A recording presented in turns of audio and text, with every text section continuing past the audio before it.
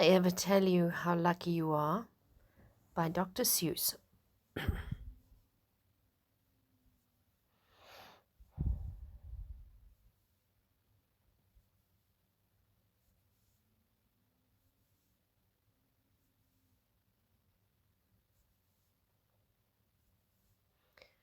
When I was quite young and quite small for my size, I met an old man in the desert of dries, and he sang me a song I will never forget. At least, well, I haven't forgotten it yet. He sat in a terribly prickly place, but he sang with a sunny, sweet smile on his face. When you think things are bad, when you feel sour and blue, when you start to get mad, you should do what I do. Just tell yourself, ducky, you're really quite lucky. Some people are much more, oh ever so much more, oh muchly, much more unlucky than you. Be glad you don't work on the Bunglebung Bridge that they're building out across Boober Bay at Bum Ridge.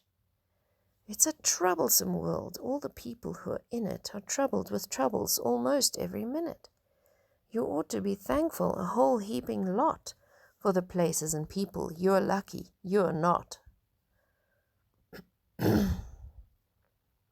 Just suppose, for example, you lived in Gazette and got caught in that traffic on Zate Highway 8. Or suppose, just for instance, you lived in Gazette with your bedroom up here and your bathroom up there.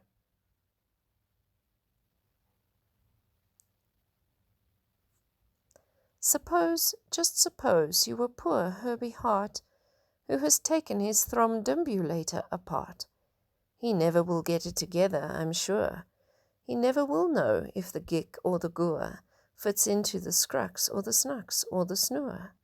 Yes, ducky, you're lucky you're not Herbie Hart, who has taken his thromdumbulator apart. Think they work you too hard? Think of poor Ali Sard. He has to mow grass in his uncle's backyard, and it's quick-growing grass, and it grows as he mows it. The faster he mows it, the faster he grows it. And all that his stingy old uncle will pay for his shoving that mower around in that hay is the piffulous pay of 2 dukelers a day. And Ali can't live on such piffulous pay. So he has to paint flagpoles on Sundays in Grooves. How lucky you are you don't live in his shoes.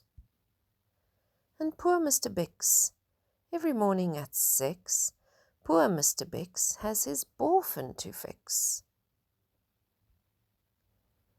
It doesn't seem fair, it just doesn't seem right. But his boffin just seems to go schlump every night. It schlumps in a heap, sadly needing repair. Bix figures it's due to the local night air.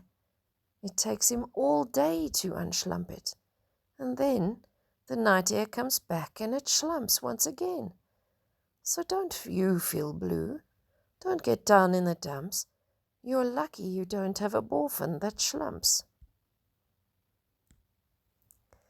And while we are at it, consider the schlots, the crumple-horn, web-footed, green-bearded schlots, whose tail is entailed in unsolvable knots.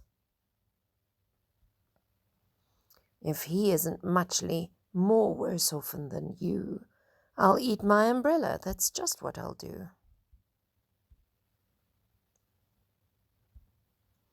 And you're lucky indeed you don't ride on a camel. To ride on a camel you sit on a whammel. A whammel, you know, is a sort of a saddle, held on by a button that's known as a faddle. And boy, if your old whammel faddle gets loose, I'm telling you, ducky, you're gone like a goose. And poor Mr. Potter, T-crosser, I-dotter. He has to cross T's and he has to dot I's in an I and T factory out in Van Nuys. Oh, the jobs people work at. Out west near Horch Horch, there's a Horch Horcher bee watcher. His job is to watch, is to keep both his eyes on the lazy town bee. A bee that is watched will work harder, you see. Well, he watched and he watched, but in spite of his watch, that bee didn't work any harder. Not much. So then somebody said, our old bee-watching man just isn't bee-watching as hard as he can. He ought to be watched by another horch-horcher. The thing that we need is a bee-watcher-watcher. Well, the bee-watcher-watcher watched the bee-watcher. He didn't watch well, so another horch-horcher had to come in as a watch-watcher-watcher. And today all the horchers who live in Horch Horch are watching on watching the watcher who's watching that bee. You're not a Horch watcher. You're lucky, you see. And how fortunate you are not Professor de Bries, who has spent the past 32 years, if you please, trying to teach Irish ducks how to read Javanese.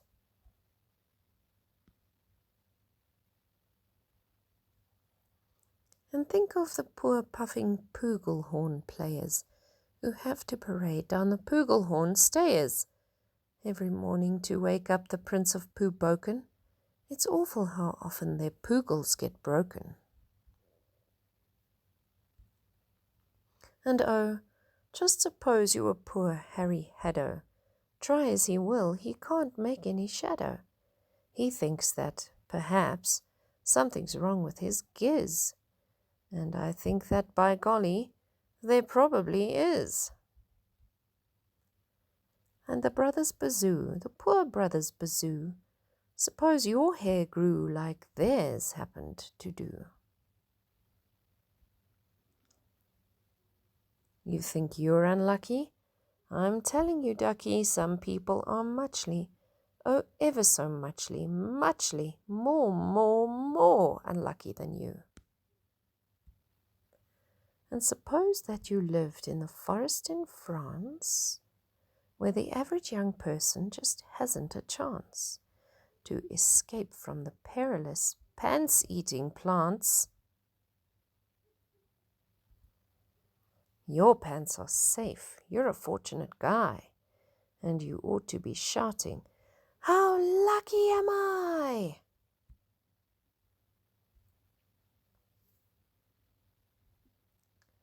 And speaking of plants, you should be greatly gladish you're not Farmer Falkenberg's 17th radish. And you're so lucky you're not Gucky Gown, who lives by himself 90 miles out of town in the ruins of Ronk. Ronk is rather run down. And you're so lucky you're not a left sock left behind by mistake in the caverns of Croc.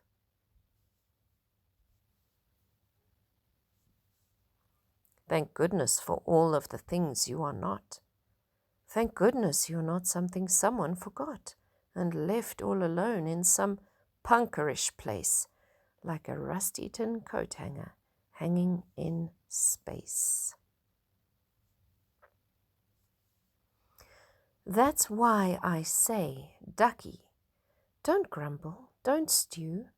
Some critters are much, oh, ever so much, so much more unlucky than you.